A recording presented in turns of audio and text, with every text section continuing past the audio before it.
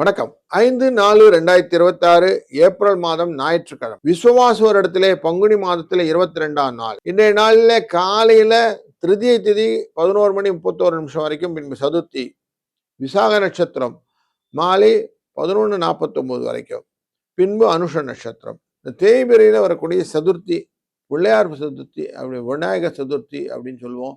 சங்கடஹர சதுர்த்தி அப்படின்னு சொல்லுவோம்.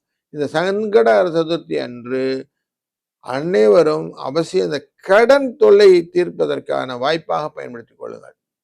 கடனை கொஞ்சம் கொடுத்து விட்டீங்கன்னா ஆட்டோமேட்டிக்காக கடன் போயிடும் இல்லைங்களா?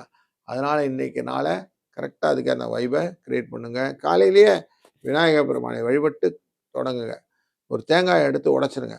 உடைச்சிட்டு, சுவாமி, எனக்கு இருக்கிற கவலைகள் எல்லாம், கஷ்டங்கள் எல்லாம் நீங்கிவிட வேண்டும், சங்கடங்களை எல்லாம் தீர்த்து விடும். ஹரம்னா அழித்து விடுதல் அர்த்தம். எல்லாத்தையும் தீர்த்து விடுதல் வேண்டும் அப்படின்னு வேண்டிக் கொண்டு இன்னைக்கு ஆலயத்தை ஆரம்பிங்க. பல விதத்தில் நன்மைகள் வருவதற்கான வாய்ப்பு.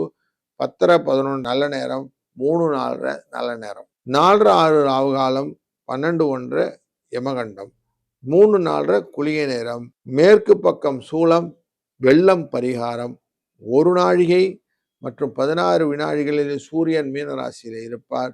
6:09 உதய நேரம்.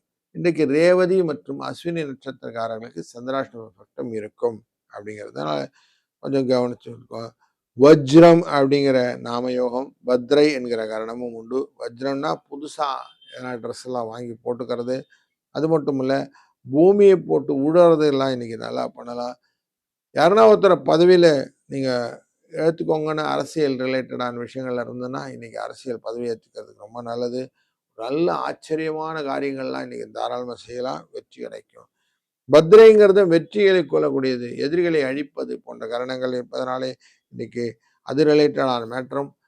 சதுர்த்தி அப்படிங்கிறதுனால விநாயகரின் வழிபாடும் சிறந்ததாக அமையும். கடகம் ராசி நண்பர்களே, பல விதத்திலும் பலரையும் ஆதரிக்கக்கூடிய சூழ்நிலை உண்டு. அப்படி சூழ்நிலை வரும்போது இந்த நாளிலே விசாக நட்சத்திரத்திலே சந்திரன் இருக்கும்போது உங்களுக்கு லாபங்களும் அதன் மூலியமாக வரக்கூடிய ஆதரவுகளும் பெறுகிறதுனாலே நாளைய சுபிட்சமான நாளாய் அமைய போகிறது. வாழ்க வளத்துடன்.